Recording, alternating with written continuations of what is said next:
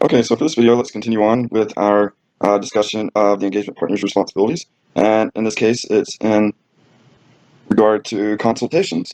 So let's say there's something really complex about the engagement. For instance, maybe the entity's revenue recognition policies or an ethical consideration or something, and the engagement team decides that they need to consult with someone who's an expert in that area. The engagement partner has certain responsibilities related to that consultation. And we have that here in 80C section 220.20. And it says that the engagement partner should take responsibility for the engagement team undertaking appropriate consultation on difficult or contentious matters. The engagement partner should also be satisfied that members of the engagement team have undertaken appropriate consultation during the course of the engagement, both within the engagement team and between the engagement team and others at the appropriate level within or outside the firm.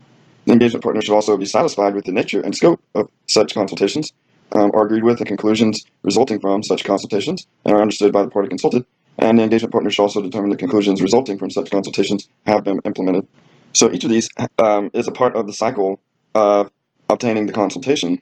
So the engagement partner should take responsibility for any consultations they decide to make, but he should also make sure that all of the consultations they should have taken, based on whether things were too complex for the engagement team to handle, he needs to make sure that they did in fact use consultations when they were needed.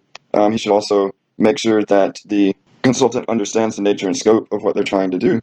And then the engagement partner should also make sure the conclusions that were reached by the consultant and the engagement team are appropriate. So we see here we've got some explanatory material, so let's go down to that part and get some more color on what the engagement partner needs to do in this situation. All right, and so now we're in the explanatory material related to consultations, and it's in AUC section 220.A20 through A22. And again, this deals with the engagement partner's responsibilities as it relates to obtaining consultations regarding contentious matters.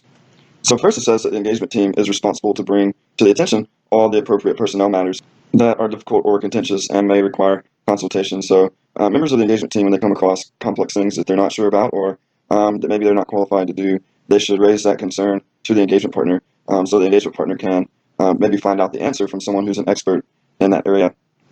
And so this engagement consultation could be from someone outside of the firm. So it doesn't necessarily have to be a member of the engagement team or someone in the firm. The engagement partner can reach out to someone who's an expert in that field of that technical or ethical matter. And the engagement partner should make sure that that consultant is given all of the relevant facts that will enable them to provide an informed advice. And that consultant should also have appropriate knowledge, authority, and experience. So in order for the consultant to do his job appropriately, first the engagement partner and engagement team need to tell him all the important things that he needs to know to do his job, but also that consultant needs to be knowledgeable in that area that he's consulting about. And so as we discussed, this consultant doesn't necessarily have to be inside of the audit firm. It can be, that person can be outside of the firm, and it could be another accounting firm or another type of firm that understands the area that's under review. It could be a professional or a regulatory body. For instance, maybe the AICPA's accounting hotline might be useful, or other commercial organizations that provide these relevant quality control services.